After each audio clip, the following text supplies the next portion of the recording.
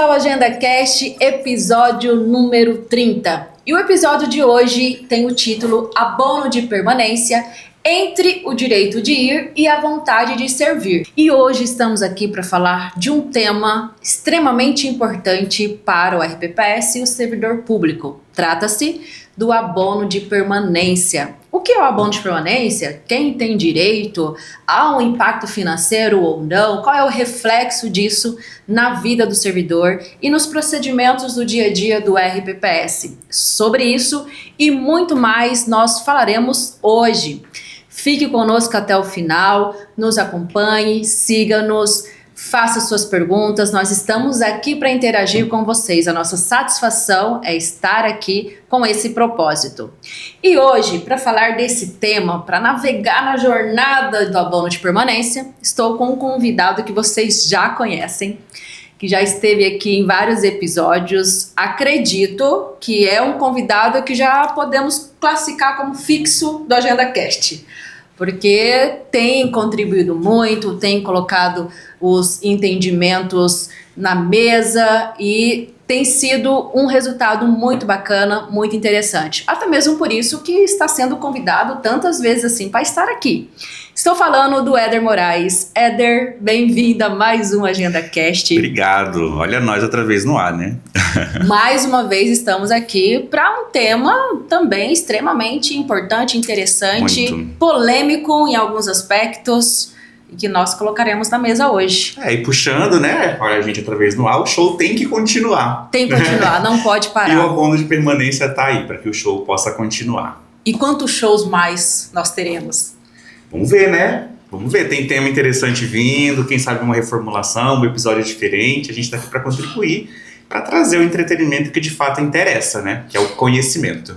E o bacana é você aliar o conhecimento com a leveza. Sim. E com a simplicidade, para que as pessoas consigam compreender de forma clara, transparente. Acho que essa também é a beleza do podcast e o que nós podemos passar para o nosso público. São diversos temas, são profissionais de diversos gabaritos. No meu caso, por exemplo, eu sou administrador de formação e previdenciarista por vocação, né? Estudo previdenciário, mas não sou da área do direito e tudo. Eu acredito que isso vem contribuir para que a gente consiga abordar os temas de uma maneira mais prática e didática, né? Porque nem todo mundo que está no RPPS vive do direito, né? A gente tem nossos procuradores, nossos assessores jurídicos, mas a gente também tem lá no front, no atendimento, aquela pessoa que às vezes é do ensino médio ou que de fato tem um nível superior, mas que não conhece muitos termos, né? Então a nossa missão também é traduzir um pouco disso para que o atendimento do RPPS seja levado a um nível de excelência ainda maior. E muda a gestão da RPPS, muda as pessoas, então é necessário que nós continuemos aqui abordando temas para auxiliar os RPPS nesse conhecimento, para que também possamos contribuir cada vez mais. Sim. Esse é o nosso propósito, nossa missão, é somar com os RPPS. Eu vou pedir o meu abono de permanência já, hein? Acho que eu já tenho. Não tem direito, pode sossegar aí, que não tem direito ainda. Não completou ainda os 30 anos na agenda. Quando eu fizer 30 podcasts, eu vou pedir o meu abono. Não, também não é bem assim. Nós temos que ter um pedágio aí, pontuação, para poder cumprir os requisitos. Mas diz que quem trabalha com o que gosta não trabalha nunca, né? Então isso aqui não é trabalho. Aí eu gostei. Aí fechou a conta. Né? Considerações iniciais? O tema ele é controverso depois da reforma da Previdência, né? Porque acabou saindo do texto constitucional, ele foi incluso pela emenda 41 e trouxe uma faculdade ao ente federativo, né? Mas isso a gente vai discorrendo ao longo da nossa conversa. Eu acredito que o principal objetivo da abono de permanência é a manutenção de um quadro qualificado dentro do serviço público. Óbvio que, como toda introdução, né, toda reforma da Previdência tem um caráter também financeiro e atuarial, que é muito mais benéfico para a administração pública manter um profissional qualificado no quadro do que ingressar com um servidor onde a curva de aprendizado vai sofrer um declínio, né? Então eu consigo manter uma constância. Então o abono de permanência ele alinha uma reposição, né, um incentivo ao servidor de carreira que possui conhecimento, que possui bagagem para que ele se mantenha em atividade, em contrapartida a administração tem um ganho, né, em recurso humano de pessoal com pessoas qualificadas e um ganho financeiro atuarial, onde ele não precisa fazer uma reposição imediata de um servidor e transferir esse servidor para a inatividade, né? Então é uma proposta de ganha-ganha da administração pública. Uma continuidade nos trabalhos e tal. E eu também classifico como um ganha-ganha. E o nosso público vai entender o porquê que esse ganha-ganha acontece na prática. Mas, em essência, o que é o abono de permanência? E às vezes nós ouvimos servidores colocando, agora eu vou ter um aumento salarial que é o abono de permanência. É um aumento salarial? E um pouquinho mais além, quando que adquire esse direito? E quem é o responsável por pagar essa recompensa, esse benefício, forma como que ele é classificado aí, o servidor público, a relação com o ente, o RPPS e afins. Perfeito. O abono de permanência não é salário. Não é salário, em hipótese alguma. Inclusive, não tem natureza remuneratória. Há controvérsias, né? Há algumas situações judicializadas que acabaram seguindo um caminho diferente. Mas por mais que ele ainda possa ser caracterizado de natureza remuneratória, ele não tem natureza salarial propriamente dita. Não é um aumento salarial. Não é um aumento de salarial, não compõe a base de cálculo. Isso, não compõe a base de cálculo de um servidor no momento de sua aposentadoria por média, não integra parcelas para cálculo de adicional de tempo de serviço, enfim, né? E em 2016, o STF firmou o tema 888, onde reconheceu o direito também das aposentadorias especiais. E quando eu estou me referindo a especiais aqui, eu estou dizendo especificamente sobre deficiência, exposição de agentes nocivos, não magistério. Magistério a gente já vinha com essa ideia consolidada desde a emenda 41, tá? Então, quando ele trouxe essa fixação dos temas das especiais, ele já disse também, não é salário, é um abono, é um incentivo, é a restituição do que você paga a título de contribuição previdenciária para que você continue, né, a manutenção do seu vínculo. Eu vou estar te devolvendo o que você pagou a título. Isso é muito importante a gente trazer também, porque fica nesse sentido. Não é que o servidor está desobrigado de contribuir. Não existe isso. Ele continua contribuindo mensalmente com a Previdência. Só que o ente, entra na segunda pergunta, quem paga, né? O ente, o Tesouro paga, né? O Tesouro Municipal arca com essa despesa, não é o RPPS, tá? Então ele recebe esse incentivo que não se caracteriza como salário, não compõe base de cálculo para gratificações, está devolvendo, o Tesouro devolve esse valor, tá? Você falou muito bem a palavra incentivo, e a chave aqui, vamos colocar essa palavra. A administração pública, ela utiliza desse mecanismo do abono de permanência para que o servidor continue com a vida laborativa e o servidor continua trabalhando com esse valor que é o incentivo. E na prática, apesar de não ser o aumento salarial, ele deixa de contribuir e o valor aumenta, digamos assim. O valor aumenta, porque ele deixou de reter aquela contribuição e continuou com o salário dele, mantendo aquele valor que seria retido ali na fonte. O que é mais benéfico para a administração? De fato, caracteriza o ganha para a administração em continuar aquele servidor ou um novo concurso para oxigenar o quadro? Qual que é o ganho real que a administração tem com esse instituto de abono de permanência? É interessante, porque assim, de fato há uma necessidade de oxigenação de quadros de pessoal, isso seja na administração pública, na administração privada, no terceiro setor, enfim. É sempre importante trazer ideias novas, né? E o ideal é assim, quando a gente coloca ideias novas, não estou dizendo que são pessoas novas necessariamente, são ideias, né? E nem que as pessoas que estão lá não têm ideias. Não são capazes de produzir novas ideias, não tem nada a ver uma coisa com a outra, muito pelo contrário. É um oxigênio diferente, é uma força diferente. De fato, para o servidor acaba sendo um ganho real, porque ele deixa de pagar aquela contribuição de maneira prática, né? Vamos dizer, tecnicamente não, juridicamente não, legalmente não, mas prática sim. E ele opta por continuar porque ele tem condições físicas, mentais e plena. E há de se convir que não é necessariamente o valor da abono de permanência que é o fator determinante para que ele continue ou não. Não, é o ânimos em querer continuar, contribuir, servir a administração. Sim, porque nós temos assim, historicamente, contribuições de 11%, depois 14%, alguns RPPS e alguns estados trabalham com a escalonada, né, que vai de 11% a 14%, enfim. Mas nós temos muitos servidores aí com faixa salarial baixa, que estão em abono de permanência e que não é isso que vai fazer a diferença na vida dele, porque a gente também vinha de uma questão, matematicamente falando, em previdência, de servidores que antes da reforma eram isentos até o teto do regime. né? Então, um servidor que ganhava cerca de R$ 3.000 bruto, por exemplo, e contribuía 330 aos 11%, e a administração devolvia esses 330 e ele tinha condições de se aposentar por uma integralidade de paridade, se ele se aposentasse, ele ia receber os mesmos 3.000. Não faz diferença. Não faria. Em termos práticos, não faria fato. diferença. Então, assim, o abono de permanência, ele entra como um incentivo, só que esse incentivo é muito maior para a administração pública, que mantém um profissional altamente capacitado, experiente no quadro, né? Porque o custo de você repor essa mão de obra, eu tenho que transferir esse servidor para inatividade, eu continuo pagando os 3.000 para ele. Eu tenho que contratar um novo servidor, que óbvio que não vai receber os mesmos 3.000, porque a gente está colocando 3.000 como exemplo muito pequeno, mas de fim de carreira ali, hipoteticamente, né? O servidor ganhou ali R$ 2.000. Esses R$ 2.000 renderiam R$ 220, por exemplo, de contribuição previdenciária, que não cobre os 3.000 que eu estou pagando para o inativo. Esse que entra está no início da sua curva do aprendizado, está no início da sua curva de maturação dentro do serviço público como um todo. Então, a vantagem que a administração pública tem em manter um quadro qualificado com abono de permanência é muito maior do que transferir esse servidor para a inatividade e fazer uma nova contratação. E dependendo da função, exige-se mais tempo para ele entrar ali na produção necessária, a produção que aquele já entrega, e o tempo às vezes é maior. É igual a empresa privada, na agenda, por exemplo.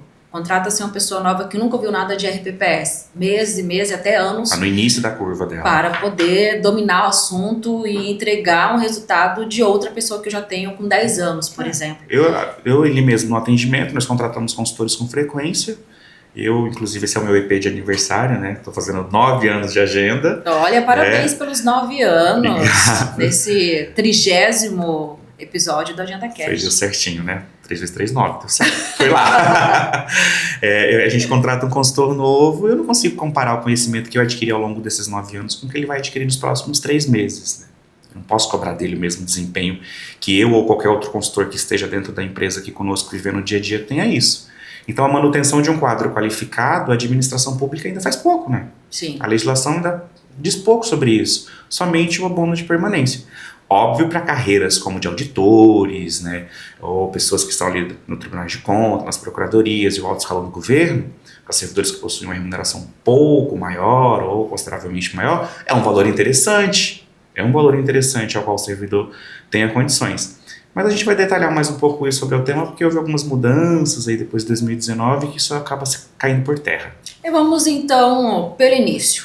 O abono de permanência foi criado com a Emenda 41 de 2003. Certo.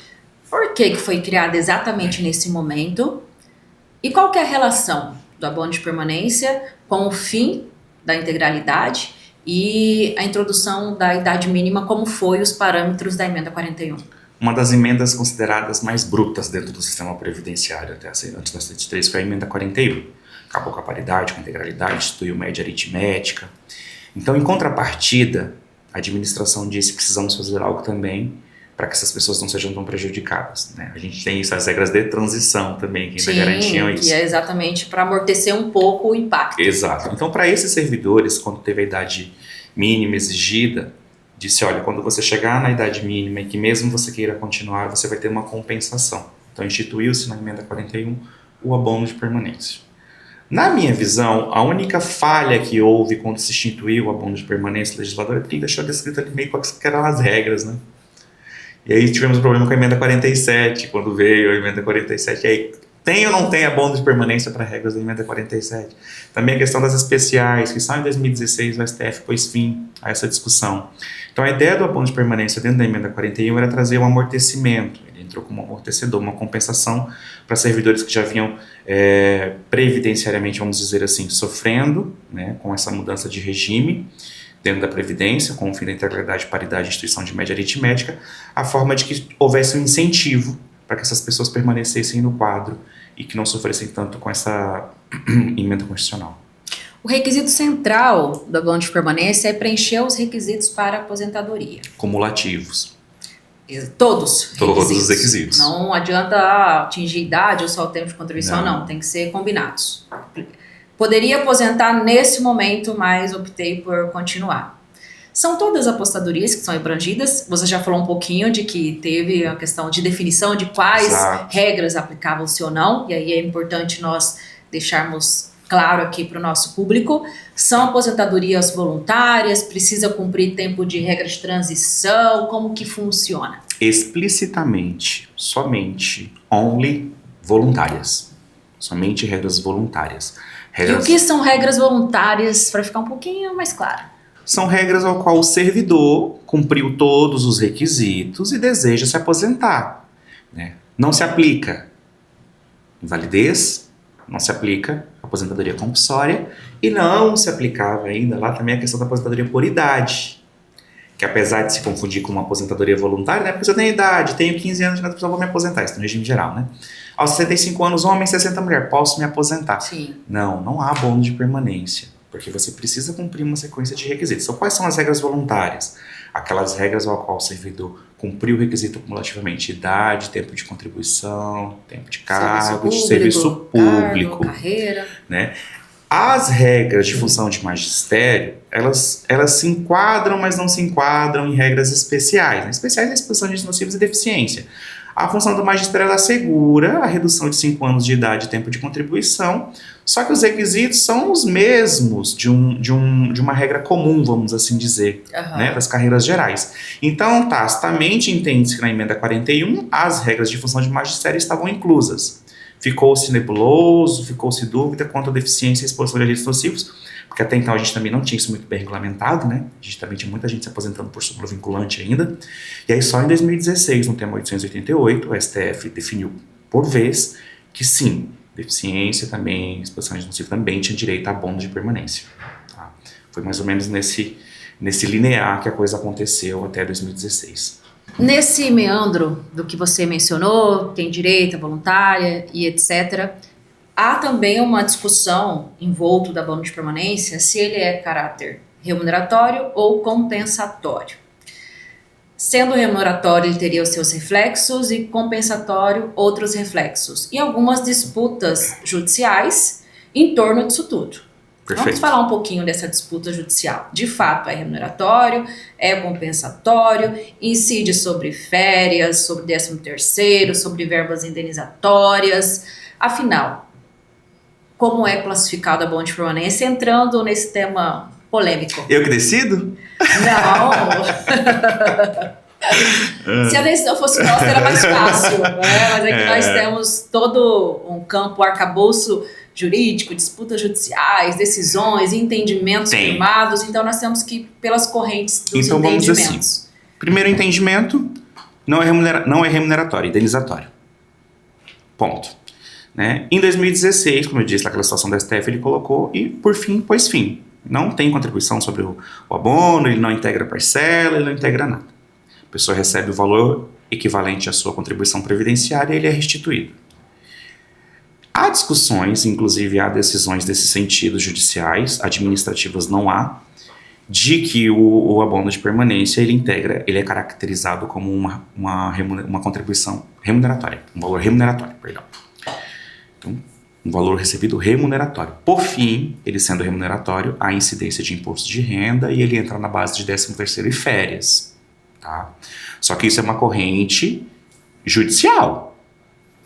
Tá? A justiça... não é ainda administrativa, não. Né? É uma corrente assim, de pessoas que entraram na justiça e conseguiram ter êxito nesse sentido. Bom, e é muito importante deixar claro também que não é porque 1, 2 ou 3 ou 1.000 servidores entraram na justiça e conseguiram uma decisão nesse sentido que a administração pública é obrigada a fazer isso de ofício. Né? Existem procedimentos que são adotados dentro da administração pública e até que isso seja regulado através que seja de uma portaria do MPS, no caso, ou uma própria lei complementar que mude, que dê essa característica ao abono de permanência, é importante dizer que não cabe nenhuma RPPS reconhecer esse direito, e nem o ente federativo, que é o responsável pelo pagamento, os que ainda têm abono de permanência, é importante classificar assim, são obrigados a seguir essa decisão judicial. Né? Nós o direito não acolhe aos que dormem. Nós colocamos lá atrás, inclusive, que nasceu-se como um incentivo, Sim. o abono de permanência. E certamente o legislador, que a intenção dele, de fato, foi um incentivo para caracterizar o ganha-ganha. A administração ganha porque continua com aquela força de trabalho, continua com o servidor ali produzindo, e o servidor que quer continuar, se sente super bem, gosta do que faz, ama o trabalho, a vida laborativa quer servir mais Ainda a administração, pode contribuir. continua também. Então, o caráter, acredito eu, também é uma opinião pessoal, de criação da abono de permanência foi nesse sentido. Sim. De um incentivo, de compensar o servidor, já que você continua, apesar de reunir todas as condições para aposentar, mas em vez de ir para casa, quer continuar contribuindo conosco, que é bem-vindo para continuar contribuindo, porque é uma força de trabalho que contribui muito, agrega muito valor para a administração, então eu vou te isentar da contribuição daqui para frente e você continua a vida laborativa. Perfeito. Esse foi o sentido. Mas aí com as ações judiciais que vieram, e aí foram acontecendo essas decisões com outro olhar. E assim, é interessante porque, de fato, a legislação ela precisa acompanhar a evolução da sociedade. A sociedade é um ser vivo. A gente muda. A gente pode trazer como exemplo também a questão da pensão para o ex-cônjuge detentor de pensão alimentícia. Antes de 2015, os divórcios eram todos judiciais. Após 2015 foi aceita os divórcios em cartórios, né? Sim, tudo certinho. Então, assim, existiam correntes, por exemplo... Foi um ganho, né? Foi uma evolução que trouxe um ganho para a sociedade. A legislação precisa acompanhar a evolução da sociedade moderna. Nesse caso, por que eu estou trazendo esse gancho? RPPS não queriam conceder pensão a ex-cônjuges detentores de pensão alimentícia que não foram homologadas judicialmente, que foram feitas em cartórios. Não foram RPPS, foi uma questão do regime geral. Foi julgado pelo TRF1. Houve ações do TRF1 reconhecendo a legalidade da separação feita em cartório.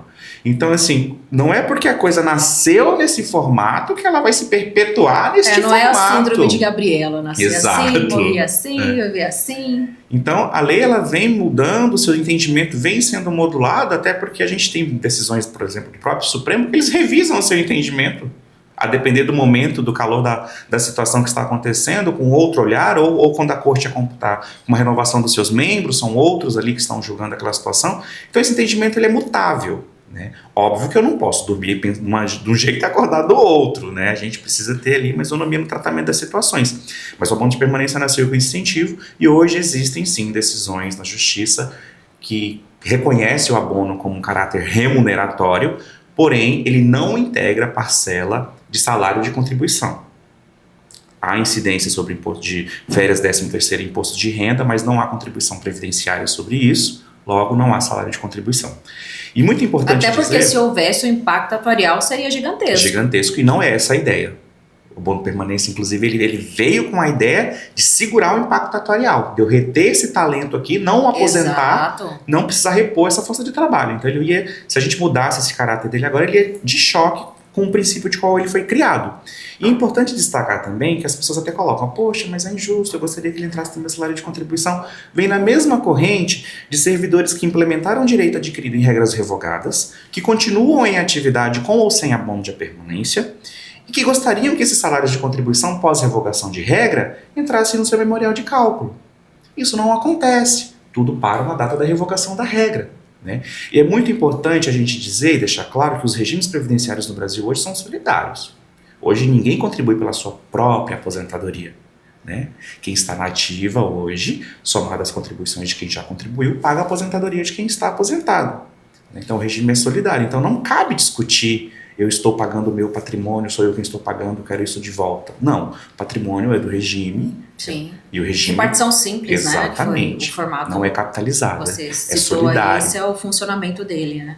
Então esses pontos do abono de permanência é muito importante a gente deixar isso em evidência em qualquer discussão, seja no parlamento municipal, no parlamento estadual ou federal, porque depois da 103 foi desconstitucionalizado o tema, né? Então cabe aos entes aí legislar sobre isso, que o discurso de um abono de permanência com caráter de incentivo, com caráter atuarial, não pode se misturar no sentido pessoal da coisa. Né? A gente causaria uma disparidade, um desequilíbrio muito grande em determinados entes, porque alguns têm, outros não.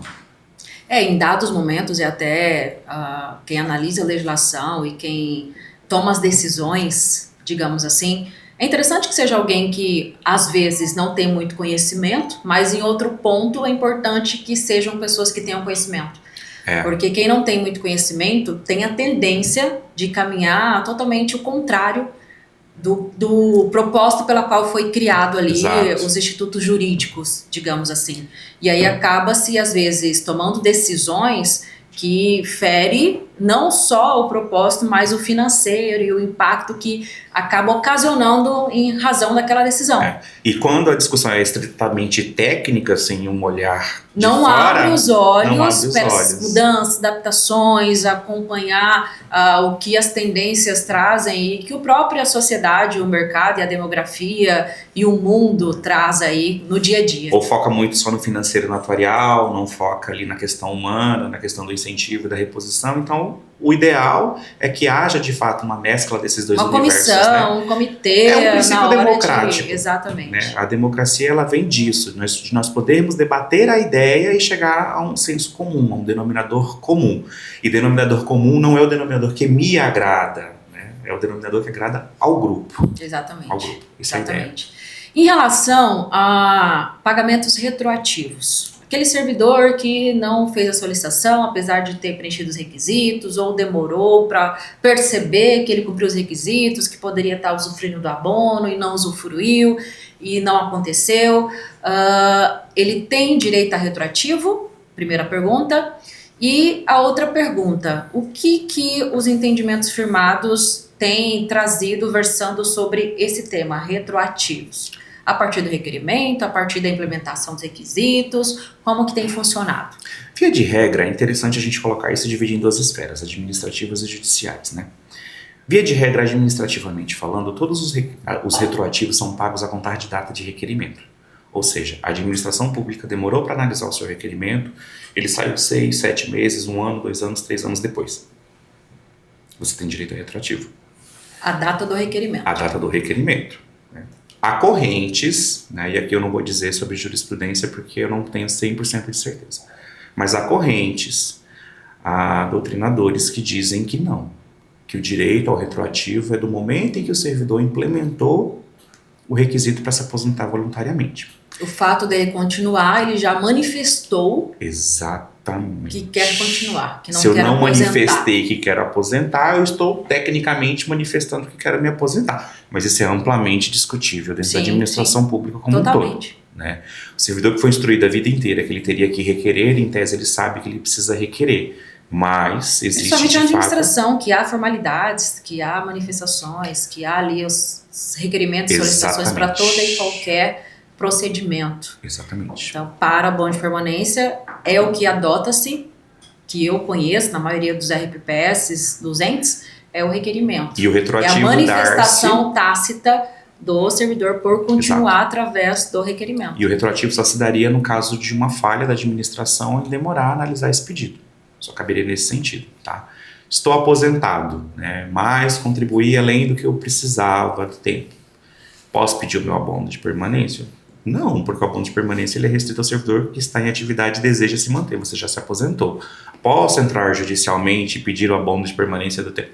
Aí é uma outra situação. Sim, né? sim. Para as pessoas de 5 anos, que cabem todos os processos nesse caso, mas aí é uma decisão judicial, estritamente judicial. Aí depende mesmo da decisão personalíssima, judicial. E é caso a caso daquele servidor. Via de regra, requerimento. Perfeito. Em relação às mudanças que houveram, e aí chegamos na emenda constitucional 103. A emenda constitucional trouxe mudança em relação também ao abono de permanência. Como está hoje, considerando a emenda constitucional 103 e os RPPS que reformaram e que não reformaram, e mais, é preciso cumprir a pontuação 65, 62, ponto, transição, como que funciona atualmente considerando a emenda constitucional e, como eu falei, repito, os RPPS que não reformaram. É interessante porque, assim, alguns temas saíram da letra constitucional, né, e a emenda 103 mandou cada ente federativo legislar. Isso muito se assemelha, Hélida, à questão da isenção do dobro do teto para doenças incapacitantes, que também deixou de ser constitucional. Né? Nós temos clientes que não reformaram a sua previdência, só que não puderam continuar dando isenção até o dobro do teto. E que também não vão poder continuar considerando abono de permanência, porque eles se amparavam num texto constitucional revogado. Então, tecnicamente, se eu não tenho isso previsto em lei do meu ente federativo, não posso fazer. Né? O que a emenda 103 fez a respeito do abono de permanência? Desconstitucionalizou. Então, cabe ao ente federativo dar ou não abono de permanência. Ele legisla a respeito do tema. A respeito do tema, se ele vai ofertar ou não ao seu servidor. Cabe ao ente federativo definir o percentual, o valor que ele vai pagar a título de abono de permanência. Então nós tínhamos antes de 2019 a integralidade da sua contribuição previdenciária sendo revertida em folha de pagamento, e nós temos depois de 2019 a cessação para quem ia implementar direito. Óbvio que estamos respeitando o direito adquirido. Quem já estava, ficou. Quem foi pedir abono de permanência dependia de legislação do ente. Se o ente não previa expressamente da sua lei, ele não pode dar abono de permanência. Se ele prevê expressamente, ele vai ditar as regras para que o servidor tenha acesso ao abono de permanência, né? A título de requisito de cumprimento, enfim, ficou a mesma situação. Ele precisa cumprir a idade, ele precisa cumprir o tempo de contribuição, o pedágio que seja, porque ele tem que cumprir cumulativamente todos os requisitos. Ele tem que estar apto a se aposentar. Qualquer ponto que esteja divergente disso, não cabe abono de permanência, porque ele ainda tem uma dívida, abre aspas ali, dívida, com o ente, então ele precisa cumprir, pagar essa dívida, para daí de fato ele poder ter acesso ao que seria esse incentivo do abono de permanência, que não necessariamente mais é 100% da sua contribuição. 50%, 70%, 20%, cabe ao ente. A emenda constitucional, você colocou bem, os RPPS que não reformaram e já tinha previsão, eles continuam concedendo abono de permanência. Exato. Aqueles que reformaram e porventura utilizaram o texto da 103 não mais concedem abono de permanência, então depende mesmo da legislação ali do RPPS. E aqueles que reformaram e que manteve o texto da lei, continua concedendo abono de permanência. Então depende da legislação de cada ente, cada RPPS. Eu vejo um outro ponto importante assim, né, que as pessoas precisam entender a questão de direito adquirido. Como eu disse, existem correntes administrativas e judiciais. Então, hipoteticamente, eu cumpri os requisitos dentro do prazo legal, ali, antes de 2019. O meu RPPS, meu município, se amparava no texto constitucional. Então, depois de 2019, eu não tive alteração da minha lei. Eu ainda tenho direito porque eu tenho direito adquirido naquilo. Só que o RPPS não concede porque ele não pode mais. E não foi requerido lá atrás. E não foi requerido lá atrás. Requerer agora. Exato.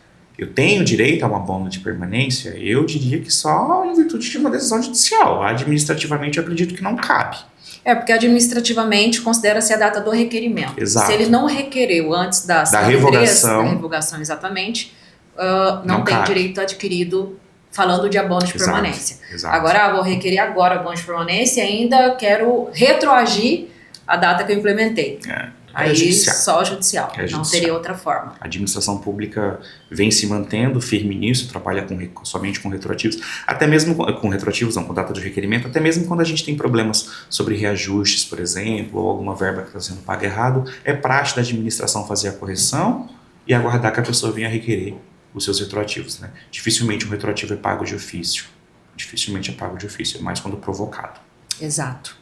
Caminhando para o fim do nosso podcast de hoje, a última pergunta, eu tenho feito bastante essa pergunta até para que o servidor público, que nós temos bastante, que assistem nosso podcast, que inclusive manifesta às vezes algumas perguntas, algumas dúvidas, e o próprio RPPS a nível de procedimento, qual é o planejamento que o servidor que está prestes a preencher o requisito e adquirir o direito ao abono, para aqueles RPPS que têm a previsão, como ele tem que planejar para isso, até para olhar para essa questão de não perder dinheiro, digamos assim, para que ele usufrua do direito exatamente quando ele adquire. É interessante e eu faço uma trilha do que eu já fiz aqui, né? Sim. Conecta, né? A gente vai conectando. É interessante que ele esteja atento ao site do seu RPPS, porque ela sempre tem a legislação atualizada. Primeira coisa até para ver a previsão, se ele ainda está contemplado. Exato, se está contemplado, se lá vai ter abono de permanência, quais são os requisitos que ele precisa cumprir para acessar o abono de permanência. Ele manter a sua vida funcional atualizada, porque não adianta agora ele lá, né? Eu vou me aposentar, quero me aposentar. Aí agora eu vou lá no INSS pedir uma CTC. Aí demora meses, anos, enfim, ele não traz aquele tempo, não certifica, né? para que ele tenha acesso a essas informações. Então, assim, é sempre vida funcional muito bem atualizada, ficar de olho na legislação para saber se tem direito, se não tem direito, procurar no site do RPPS, porque ela sempre tem uma carta de serviços, lá vai dizer o que ele precisa levar, CPF, RG, comprovante de endereço, enfim, qual documentação ele precisa apresentar. É importante que o ente paga, a administração pública lá vai pagar, o Tesouro paga, mas é o RPPS que dá o aval para que isso seja pago. Entendeu? Então, sem o aval do RPPS, ele não vai ter acesso a esse incentivo. Então, é como se ele estivesse fazendo a trilha da aposentadoria dele. Exatamente. É a vida funcional da aposentadoria, o RPPS vai dizer, ok, prefeitura, governo do estado, união, tem direito ao abono de permanência. E aí, assim, vai correr um processo. Importante dizer que esse valor não é pago pelo RPPS, vou repetir, é pago pela administração pública, vem no próprio contra-cheque do servidor descrito como abono de permanência, e ele é somente a restituição do valor pago a título de contribuição previdenciária. Eu complemento uma etapa a sua fala, no sentido de ele observou tudo isso, o RPPS concede o abono e a vida funcional está bonitinha, tudo atualizado no RPPS. Ele pode acessar o aplicativo para aqueles RPPS que possuem os produtos da Agenda Assessoria, o aplicativo do RPPS, portal de segurado, portal de serviços, pode simular ali o abono para saber quais regras ele já adquiriu direito, que ele pode solicitar o abono ou não, porque o nosso sistema já tem essa simulação de forma automática. Então, aquele servidor que está com a vida funcional lá, toda bonitinha, tudo certinho, ele pode, na palma da mão, simular o abono e averiguar quando que ele implementou ou implementará direito para ele poder requerer o abono de permanência. E só trazendo uma lenha ainda, por que simular o abono de permanência e não simular a aposentadoria? Se para eu ter acesso ao abono, eu preciso cumprir os requisitos da aposentadoria. A aposentadoria vai aparecer inclusive a simulação da compulsória. Né? Sim, sim. E a aposentadoria compulsória não dá direito a abono de permanência. Então existe uma seção específica só de regras parametrizadas para que seja verificado o requisito de abono que você vai poder simular. Então, se estiver simulado lá, pode confiar. Exatamente.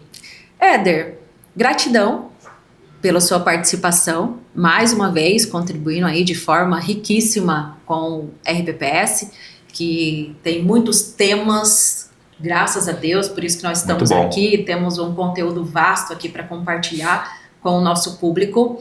Te deixo à vontade aí para as considerações finais de fechamento desse episódio. Quero agradecer mais uma vez o convite. O abono de permanência é um tema muito bacana de se falar. Eu já te convido a permanecer aqui no Agenda Cash, um abono de permanência. Vou vou receber o meu abono em caneca, vou fazer uma coleção de canecas, cada episódio uma caneca nova. Eu estou muito feliz, né, de dizer que estou aqui. Esse episódio para mim também é muito especial, porque é o meu episódio de aniversário. É o meu 9º ciclo aqui, fechando na agenda. Ano que vem completo uma década de agenda, se Deus quiser permitir. O abono de permanência, eu gosto muito desse assunto, porque eu vejo ele um caráter também um pouco social, sim, de reconhecimento, totalmente, de valorização.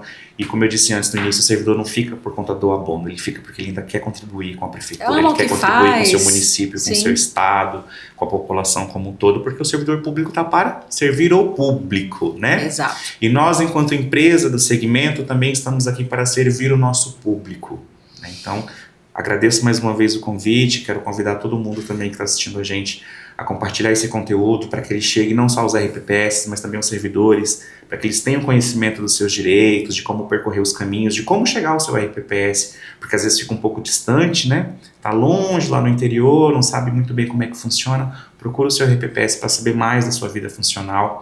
E o RPPS pode procurar agenda para auxiliar nos seus processos, a estruturação e também para tirar dúvida e fortalecer o crescimento de vocês, tá? A gente está sempre à disposição. Obrigado, Elida. Muito bem, fechou aí com chave de ouro e cabe a mim apenas convidar você que ainda não segue a Agenda Assessoria nas redes sociais, siga-nos, Instagram, Spotify, YouTube, LinkedIn, estamos em todas as redes. Comente, compartilhe, interaja conosco, para nós é uma satisfação conectar com vocês. Muito obrigada e até a próxima.